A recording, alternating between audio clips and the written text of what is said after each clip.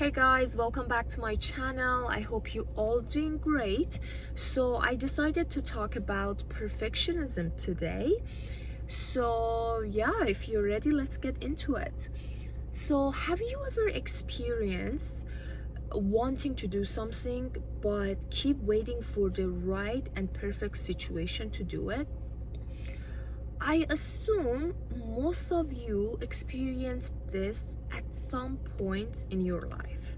But if you're a perfectionist, you probably experience that almost in all area of your life. So, who is a perfectionist, right? So perfectionist, it's someone who keep postpone things until the last minute because they believe that today is not the right time and tomorrow definitely is going to be better. But let's delve into what causes someone to become perfectionist. Is that a good thing? Is it a good trait to have, or is it actually bad and detrimental to our overall productivity? So first of all, I want to tell you guys that contrary to the common belief, it's actually a bad trait to have. First of all, like being a perfection, like how can I say, like to some extent I can say it's good, but if it's exceed a certain point, I would say it's very detrimental. But let's talk about what causes someone to become perfectionist. Is it they want to be perfect for the sake of perfection, or they want to be perfect because they are actually afraid of something? Yes, so perfectionists usually try to do everything perfect because they are very afraid of criticism. They are afraid of failure.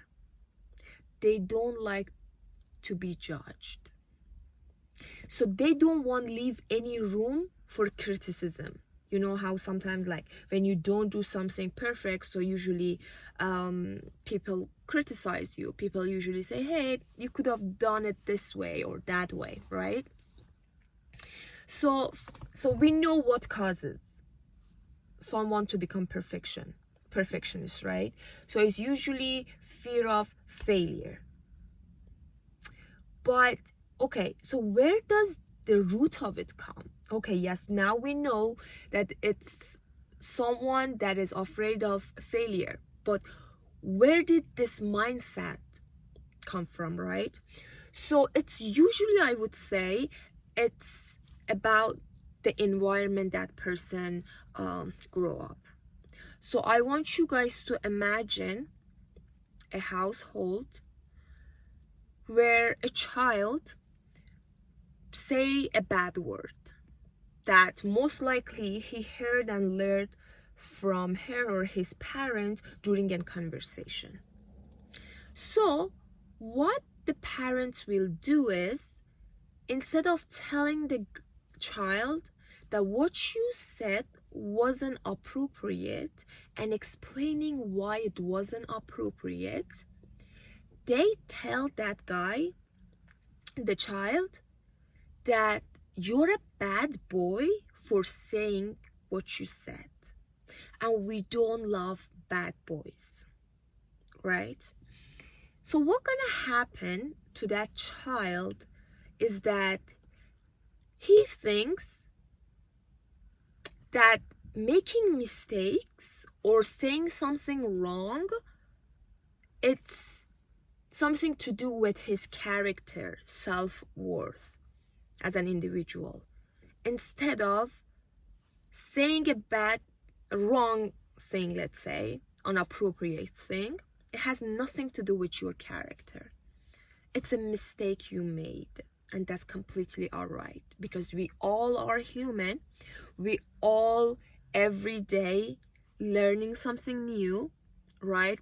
None of us are perfect. None of us. There is no perfect individual in the world. And it's not only me and you, no one. And if there was someone perfect, I will 100% assure you that thing is not a human. Because human is equal to imperfection. Okay, first of all. So I would say yes, this is one scenario that can cause a child for becoming very afraid of making mistakes. For example, as I just said, saying a bad word, next time they won't. Or even if they do, they automatically think that they are a bad person, right? Because their parent wasn't knowledgeable enough to teach them that's okay, right? So I actually going to give another example of my own experience, that I actually used to be a perfectionist. I still am to some extent, but it got way better. I promise you guys, it got way better because I actually worked on it. And so yeah, so I'm gonna actually, as I said, I'm gonna give an experience of mine. I remember when I was at a school during my basically middle school. Um, so I for once I forgot to do my homework, right? And I remember my teacher told me that I can't be a role model for other students when I didn't do while I can do my own homework, which I tell you guys that only happened once. And I was the top student. I always done my assignments on time and in a good manner, and try to do it in the best way possible. So she told me that, right? I was young. So one thing stuck with me from that day was that so if I make a small mistake, so there is no room for error and mistake. And if I do one mistake, that's going to erase all of the good things that I did before, right? It basically erased everything that I did before. So so back then I thought that way, and I told myself, so you can't do any mistake, because if I do one mistake, I'm going to be looked down on, like I become criticized in front of all my classmates, right? None of us wants to be criticized. I don't mind to be criticized in a private, just one by one, but no one likes to be criticized in front of the group of people, right? And so yeah, that time I felt like, okay, so there is no room for error, right? So I can, as I said, I just gave you guys this example, and I now knew that one of the reasons that caused me to become perfectionist today is one of those experience goes to my middle school experience. And guys, I'm gonna say one thing: the place that I studied, basically there was no room for error anyway, and if you did, so you usually were punished verbally, and which wasn't good. Yeah. And so yeah, I was in a very toxic environment, and that's why I always try to be perfectionist, because I didn't want to hear people telling me, oh, you did that wrong. And that actually made life very hard for me. And so let me tell you guys, when I decided to stop becoming an extreme perfectionist. I'm not saying I'm not a perfectionist right now, even though it's still with me to some extent, but I think now it's kind of like in a good way. So it's not like it actually benefiting me right now instead of harming me. Before it was detrimental to me. So what happened to me, maybe one of the reasons that I stopped doing that, it was because when you're anxious, like you're as I said, you're nervous, anxious, and so afraid of becoming people become critical on you, stuff like that. So when I changed countries, so there was no time for me to be perfect because I couldn't even be a normal person anyway. So it was very hard for me to be perfect. So that's why I think was the time I start becoming less critical on myself. I taught myself to be okay. I knew that I'm doing my best, and I mean, I may not be basically perfect, but I knew that I do my best under the circumstances, right? I think that's all that matters. Like maybe your 100 seem 10 to someone, but actually that's your 100. You can do more than that, right? Because no one's situations are equal. We all have a different backgrounds, many things affected us. So you can judge me and say, hey, you're not perfect and you're not performing your 100. When you don't know anything about me, as I said, maybe my 100 seem 10 to you, and that's all right, right? So I would say I would say like stop becoming a perfectionist. It's like, as I told you, I spent years over this, and I said I still am. So it's not like it's gonna completely erase it. Sometimes it goes back to your personality trait also. So it's like yeah, what I would say, start messy but smart. Start small but start from somewhere.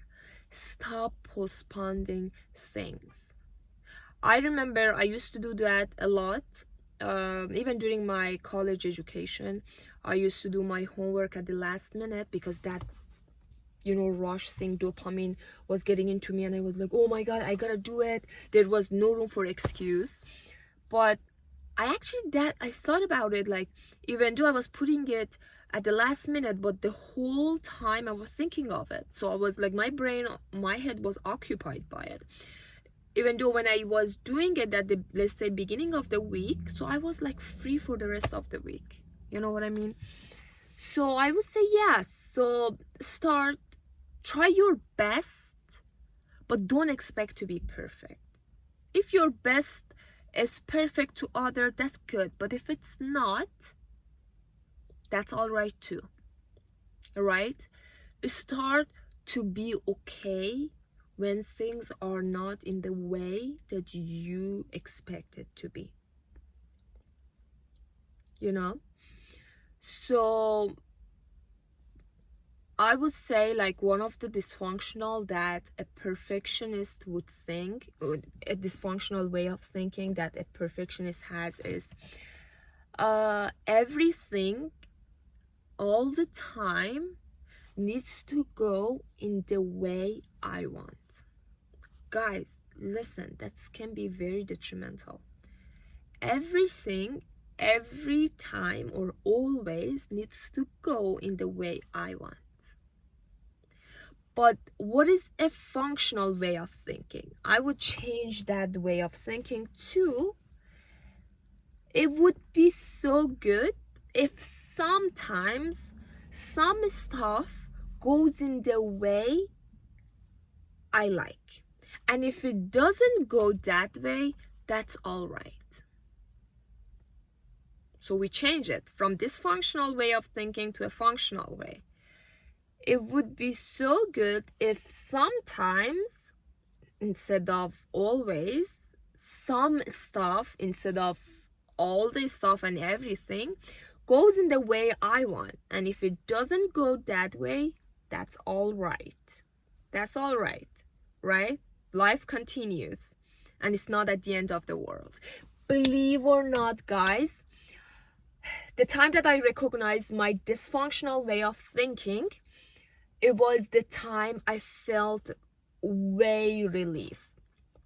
And as I said, so it needs time. Some of you are very good to helping yourself, but some of ours, so I was someone that I got help like from therapists, from psychologists and stuff like that. So I did, and I'm not ashamed of it, and there's not to be ashamed of anything like that. So I think actually the people that seek help are very open-minded and very wise people, I would say. To me, when somebody say actually that, I actually feel good about them, because I feel those people that are really resisting towards psychology, therapy, stuff like that, they are actually, I would say, are more sick than people that actually seek therapy. So anyway, guys, I hope that you guys found the things that I just mentioned helpful. And if you have any suggestion or any recommendation, basically, please don't hesitate to share them in the comment section. I'll definitely gonna read them. But other than that, take care of yourself to the best of your ability, and I'll see you guys in the next video. Take care. Bye.